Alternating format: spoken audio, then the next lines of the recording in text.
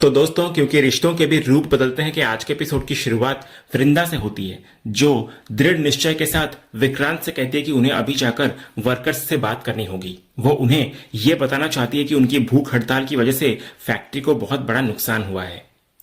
अगले सीन में वृंदा और विक्रांत दोनों बाहर हड़ताल की जगह पर पहुंचते हैं, जहां माहौल अभी भी तनावपूर्ण होता है। वर्कर्स मैनेजमेंट के खिलाफ नारे लगा रहे होते हैं और हड़ताल जारी रखे हुए होते हैं। तभी वृंदा उन्हें शांत कराने की कोशिश करती है, लेकिन उसकी आवाज नारों के शोर में दब जाती है और कोई उसकी बात नहीं सुनता। तो इस अपमान से नाराज और गुस्से में आकर वृंदा एक साइड पर आकर खड़ी हो जाती है। तभी ये सब देख रहे अंगद को स्थिति की गंभीरता का एहसास होता है। वो सिर्फ एक इशारे से सभी वर्कर्स को शांत हो जाने के लिए कहता है और सब तुरंत चुप हो जाते हैं।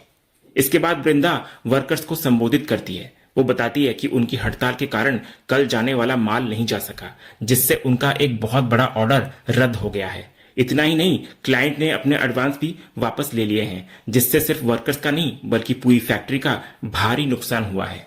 फिर वो सीधे अंगद के पास जाकर उसको व्यक्तिगत रूप से दोषी ठहराती है और कहती है कि यह सब सिर्फ उसकी और उसकी हड़ताल की वजह से हुआ है। तभी भारती बीच में आ जाती है और वृंदा को टोकते हुए कहती है, ये उनकी हड़ताल की वजह से क्यों हुआ? वो तर्क देती है कि अगर मैनेजमेंट उनकी मांगे मान लेता तो वे हड़ताल खत्म कर देते, लेकिन वृंदा भी तो अपनी ही जिद पर अड़ी हुई थी। इस पर अंगद भारती को शांत करता है और कहता है कि वृंदा उससे बात कर रही है, जिसके बाद भारती पीछे हट जाती है। फिर वृंदा अपनी बात जारी रखती है और कहती है कि इसका यह मतलब नहीं था कि वे काम रोककर बैठ जाएं। बातचीत चलती रह सकती थी। वो उनको याद दिलाती है कि मैनेजमेंट ने लल्लन के इलाज का खर्चा उठाने और उसे एक अच्छे अस्पताल में भर्ती कराने की बात कही थी, लेकिन वर्कर्स ने उस पर ध्यान ही नहीं दिया। तभी विक्रांत भी वृंदा की हाँ में हाँ मिलाता है और कहता है कि वर्कर्स ने बहुत गलत किया है। उनकी वजह से कंपनी को करोड़ों का नुकसान हुआ है। वो उन्हें एक तरह से धमकी देते हुए कहता है कि चाहे वे इसे आदेश समझे या अनुरोध, उन्हें जल्द से जल्द काम शुरू करना होगा और हुए नुकसान की भरपाई करनी होगी। इस पर वर्कर्स फिर से मैनेजमेंट हाय हाय के नारे लगाने लगते हैं। इसके बाद जैसे ही तनाव बढ़ता है, वहां पुलिस की एक टीम पहुंच जाती है। विक्रांत का पिता आता है अपनी टीम के साथ। इसके बाद इंस्पेक्टर पूछते हैं कि अंगद त्रिपाठी कौन है। जब अंगद कहता है कि मैं हूं, तो इंस्पेक्टर तुरंत उसे गिरफ्तार करने का आदेश देते हैं। तभी पुलिस अंगद को पकड़ लेती है और यह देखकर भारती और बाकी सभी वर्कर्स चिल्लाने लगते हैं। तो इंस्पेक्टर सबको चुप कराते हैं और भारती को विशेष रूप से चेतावनी देते हैं कि अगर उसने पुलिस के काम में बाधा डाली तो उसे भी अंदर कर दिया जाएगा। तो भारती रोते हुए पूछती है कि वे उसके पति को क्यों ले जा रहे हैं। तो इंस्पेक्टर जवाब देते हैं कि अंगद के खिलाफ एफआईआर दर्ज की गई है। तभी नंदू पूछता है कि एफआईआर किसने लिखवाई है। यह सुनकर इंस्पेक्टर सीधे वृंदा की ओर देखकर खुलासा करते हैं कि शिकायत इस फैक्ट्री की मालकिन मिस वृंदा विरानी ने ही दर्ज करवाई है। वो बताते हैं कि वृंदा ने अपनी शिकायत में लिखवाया है कि अंगद त्रिपाठी ने उनकी फैक्ट्री को भारी नुकसान पहुंचाया है, लोगों को बेवजह भड़काया है और गैर कानूनी तरीके से हड़ताल करवाई है। ये खुलासा होते ही सब लोग हैरान हो जाते हैं। इसके बाद पुलिस अंगद को गिरफ्तार करके ले जाने लगती है। तो अंगद, जिसे विश्वासघात का गहरा सदमा लगा होता है, बार बार मुड़कर वृंदा की तरफ देख रहा होता है, मानो उसकी आंखों में जवाब ढूंढ रहा हो। इधर भारती और बाकी सभी वर्कर्स पुलिस को रोकने की पूरी कोशिश करते हैं, लेकिन असफल रहते हैं। तभी वृंदा अचानक आगे आती है और इंस्पेक्टर को यह सब रोकने के लिए कहती है। वो स्पष्ट रूप से कहती है कि उसने कोई शिकायत दर्ज नहीं की है और अंगद को छोड़ दिया जाए। लेकिन इंस्पेक्टर हैरान होकर कहते हैं कि उन्हें उसके ऑफिस से ही लिखित शिकायत मिली है, जिस पर वृंदा जोर देकर कहती है कि जरूर कोई गलतफहमी हुई है। तो इस उलझन के बीच विक्रांत आगे आता है और वृंदा को याद दिलाता है कि शिकायत उन्हीं की तरफ से गई है और वृंदा ने खुद उस पर साइन किए हैं। वो बताता है कि कल जो फाइल उसने साइन के लिए दी थी, उसी में शिकायत पत्र भी था।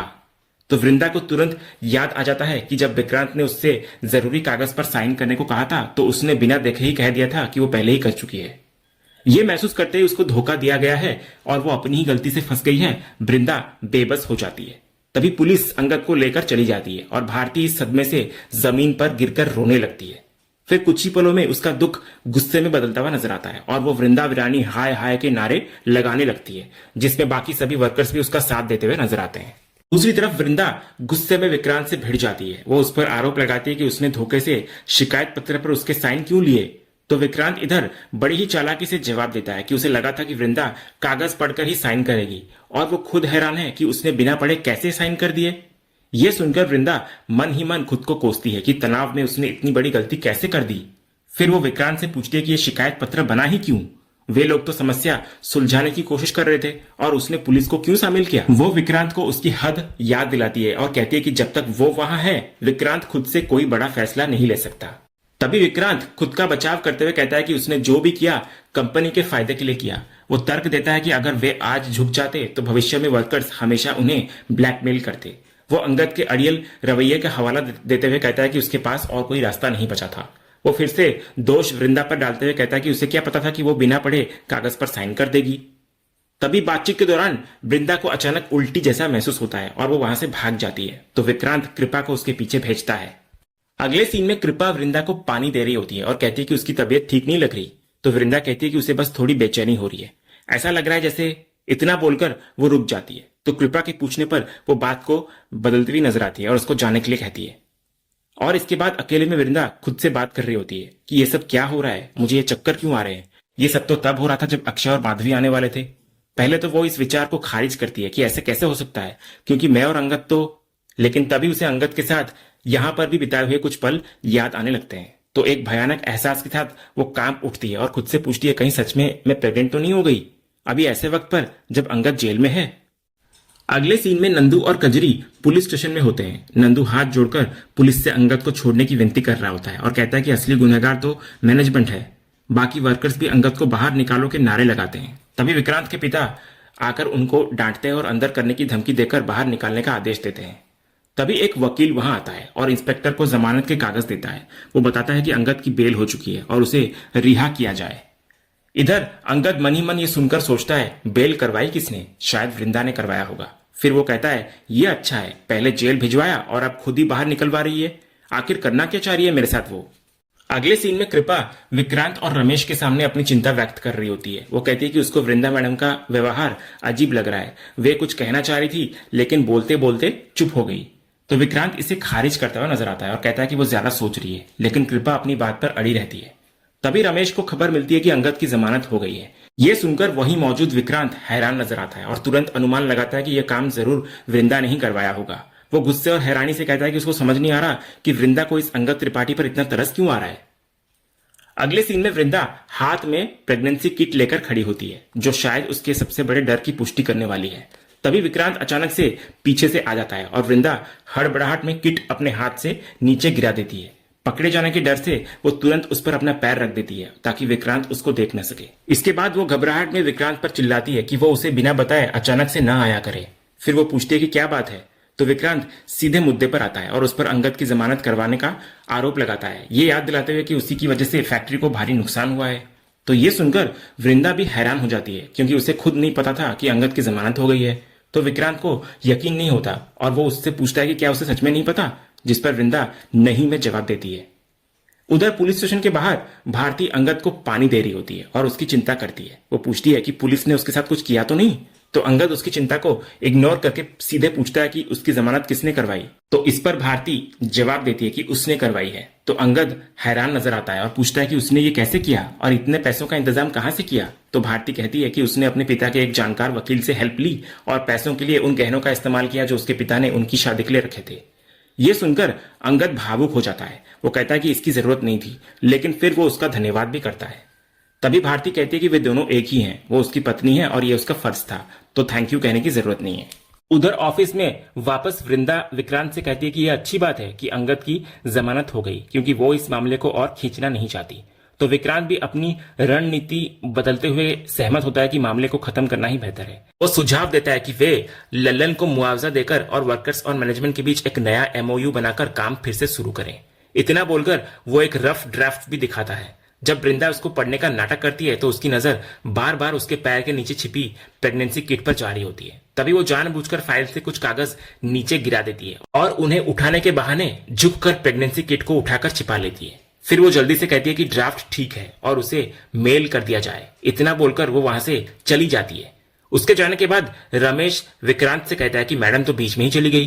तभी कृपा फिर से कहती है कि मैडम के साथ कुछ तो गड़बड़ है, उनका ध्यान काम में बिल्कुल भी नहीं है। इस बार विक्रांत भी उसकी बात से सहमत होता है। वो कृपा को आदेश देता है कि वो वृंदा पर कड़ी नजर रखे कि वो कहां जाती है, क्या करती है और किससे मिलती है, और उसे हर छोटी से छोटी बात की जानकारी दे। अगले सीन में हम अंगद और वृंदा को देखते हैं, जहां वृंदा स्पष्ट रूप से परेशान होती है और अंगद से बात करने की कोशिश कर रही होती है, लेकिन अंगद उसको सुनने से साफ इनकार करता हुआ नजर आता है। वो कहता है कि उसका दिमाग सुन्न हो गया है और उसे कुछ भी सुनाई या समझ में नहीं आ रहा है। उसका पूरा ध्यान इस बात पर होता है कि वृंदा ने उसे जेल भेजा है।